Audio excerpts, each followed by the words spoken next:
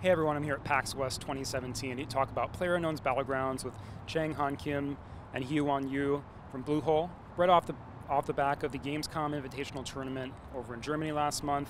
I'd love to hear from you guys about what were the big takeaways from the tournament. It was your first major event, huge viewership, and I think a lot of learnings out of this initial major tournament for the game. So I'd love to hear more about that.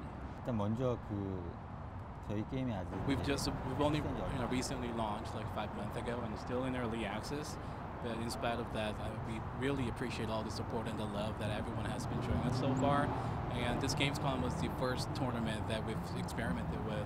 And in spite of that, we've had a lot of viewers watching the tournament across different online streaming platforms. So really, we really want to express our gratitude towards everyone that has showed interest and that has been supporting us so far. I'd love to hear about, what have you learned about what it's like to present a great viewing experience for a game like Battlegrounds, where you have 100 players, in some cases you have, dozens of teams competing together across, vast portions of territory, all different motivations, all coming together at once.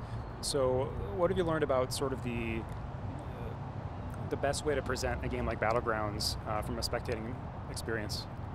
일단 먼저 So when it comes to PUBG, we know it's a very fun game to play, but at the same time, it's also a very enjoyable experience to watch other people play the game as well. And so the nature of the game itself is to battle it out until there's only one last man standing, and that itself is a very competitive feature of the game itself. And moving forward, we feel like there's an opportunity for us to, for this game to become a very serious competitive game, and at the same time, a source of a lot of video content that many people will enjoy to watch. And that our Gamescom tournament was one of the experiments that we're going to be doing for the future as well. We know that there's been some hiccups here and there. There were some issues, but the bigger thing was all the existing esports or the competitive games are all structured under 1v1 type of format, and we're not placed like that.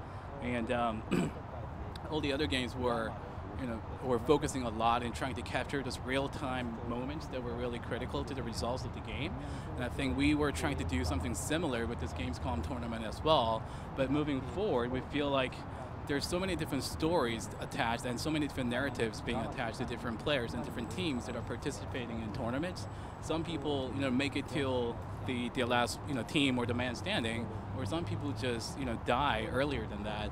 But they all have their different types of dramas and stories that are attached to them. So if we're able to capture those dramatic moments and, edit them in a compressed fashion and just present them in a way where people will have fun and just watching them, I think we'll have a better shot of better presenting the tournament to a wider audience.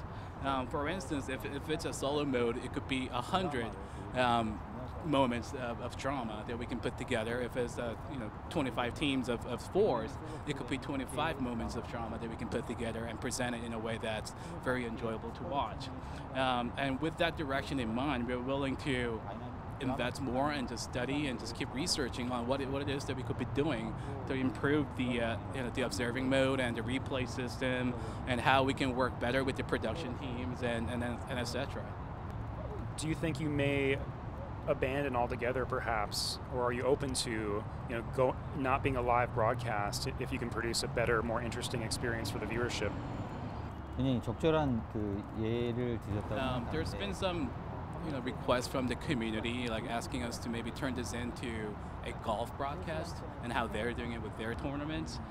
So I don't think it would go as far as us giving up the real-time facet of it, but at the same time, like we will try to capture all those important moments real-time, but at the same time try to go back a little bit. If something else equally as important happened elsewhere, we want to include them in our broadcast as well, and kind of if you put them together and edit it in a way where people will have fun watching it, I think that would be the direction for us to go for now.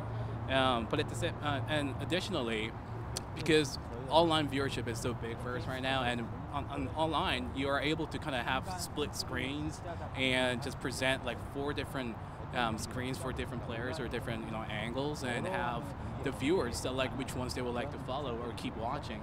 I think that could be another option for us to think about as well. Just to add another point, during this Gamescom tournament, we also allowed every one of the participants to stream through their own channels as well.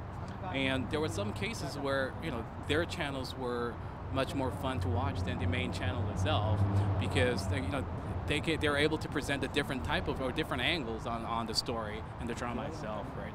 And when we have tournaments in squads, we feel like them communicating within their teams and talking about strategies and what tactics to use for a certain match, we feel like that communication itself could be a very good content for broadcasting.